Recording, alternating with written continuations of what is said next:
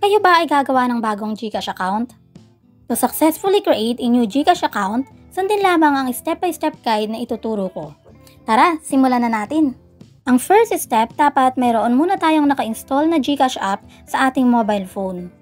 To install a GCash app, punta lamang tayo dito sa Play Store. I-type natin yung GCash app. At pagkatapos ay i-install natin. After ma-install, i-click lamang yung open. At mare-redirect nga tayo sa ating GCash account. At reminders lamang na posibleng makakita kayo ng mga notifications. Kapag kayo ay nakakita ng mga notifications, i-allow nyo lamang lahat para tayo ay makapag-proceed sa ating GCash app. At ngayon nga tayo ay na-redirect na dito sa Your Account Even More Secure. Dito, i-enter natin yung ating mobile number na gagamitin natin sa pag-create ng bagong GCash account. Take note lamang na dapat sigurado tayo na yung mobile number na gagamitin natin ay hindi pa nakaregistered sa kahit na anong GCash account noon. At ilagay na nga natin ang ating mobile number.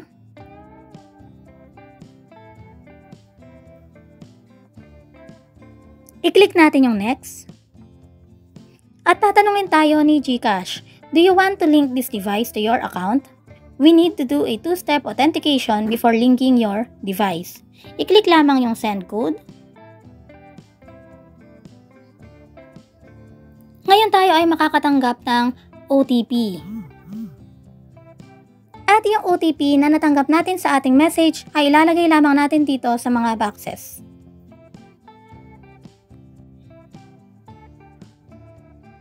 At ngayon na nga tayo ay tatanungin ni GCash, what would you like to do with your account today?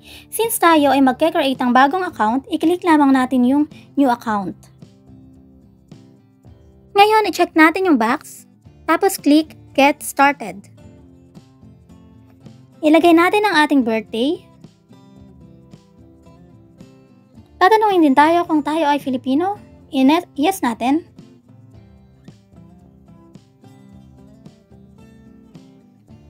Pagkatapos ay i-click natin ang confirm. Ngayon ay napunta na tayo dito sa registration section, kung saan ilalagay natin ang iba't ibang personal information tungkol sa atin. Reminder lamang po na kailangang tama at totoo ang mga impormasyon na ilalagay natin para hindi na tayo mahirapan sa pag-fully verify ng ating account.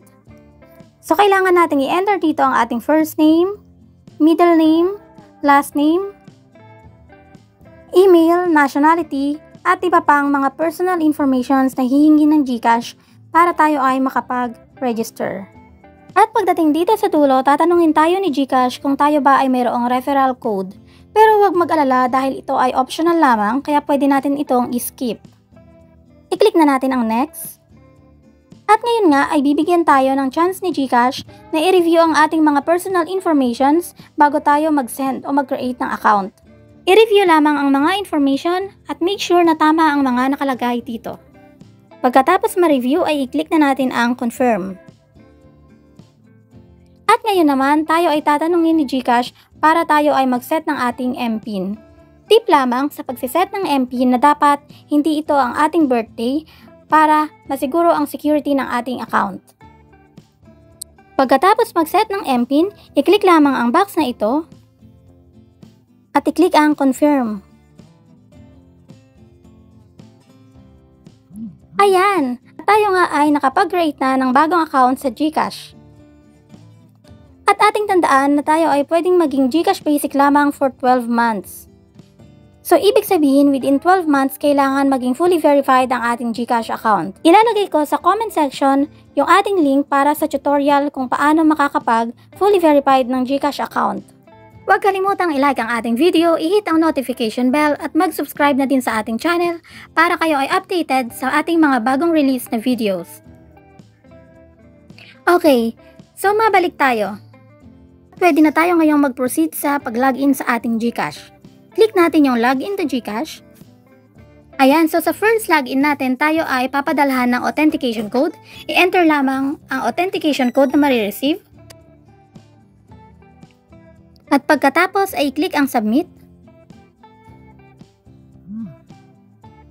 At ayan, tayo ay nakalagin na nga sa ating bagong GCash account.